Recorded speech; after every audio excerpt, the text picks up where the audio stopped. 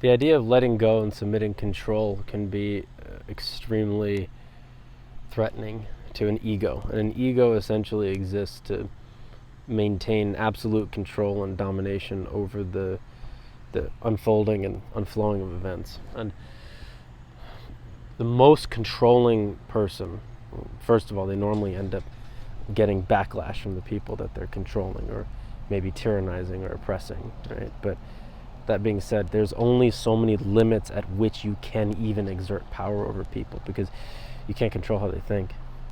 You can indoctrinate them. You can't control how they think, though. You can't control how they feel. There's actually extremely little that you can control, but it might seem like a lot. You may, in the guise of control, erect this horrific, like, control chain, right, that enslaves people, right? But that still, it's only controlling at a certain level, because there's so much you can't control, so much, including how people are, and just not just that, but like other people who might come to take you out, right? Or just anything. Like anything can happen that can completely eliminate that control that's being exerted, which is a limited control to begin with. So basically, the idea in spirituality is to cede control, cede personal control, and submit it to universal will, and then move in line and in tandem with it. So let's say somebody is very scared of gaining weight, for example, right? And you tell them to, and they're doing it to excess, right? Like really starving themselves. And you say, let go. They might think, then I'll become fat. I don't want that. Whereas in reality, they're extremely thin and they're doing it to real excess. That excess comes from control. It comes from exerting an unnatural amount of control based on a mental neurosis that has taken itself to a very deep extent. They don't want to let go of control, even if they know it might be good for them. They're too tethered.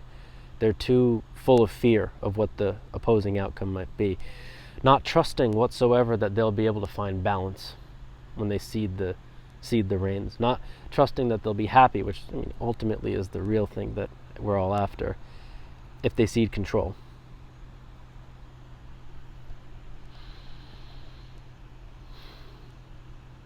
You can't control in reality. You can't control what happens in your life. And all the control exerted is of a very limited amount. So for example, let's say you're going to get married, right? You weren't in control of the person that was born 20 or plus years ago that you get married to, or the set of circumstances that arose that allowed you to meet, or the fact that that person was not in a relationship when you met and that you're able to get together. But that's out of your control, right? Like we're actually always just going with the flow, right? We can't control if a meteor comes out of the space and destroys the earth, or destroys your country, or destroys your house. We can't control that. So the control we exert is always extremely limited. So going with there's a certain perceived amount of control that we can have in a healthy sense, right? Like certain things we want to keep out, like not getting into certain bad habits and stuff. And I'm not discounting that. I'm talking about excessive, neurotic, out of balance control, because this is all ultimately about finding balance and eliminating what's excessive, right? Like an excessive amount of control comes from an excessive amount of fear.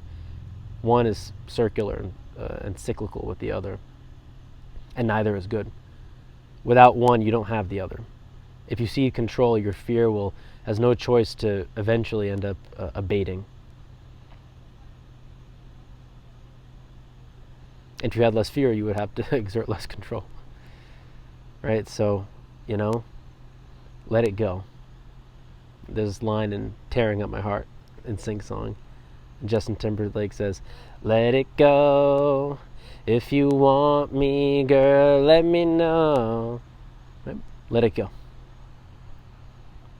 We don't need to hold on to the reins that tight. Not that tight. We'll be all right.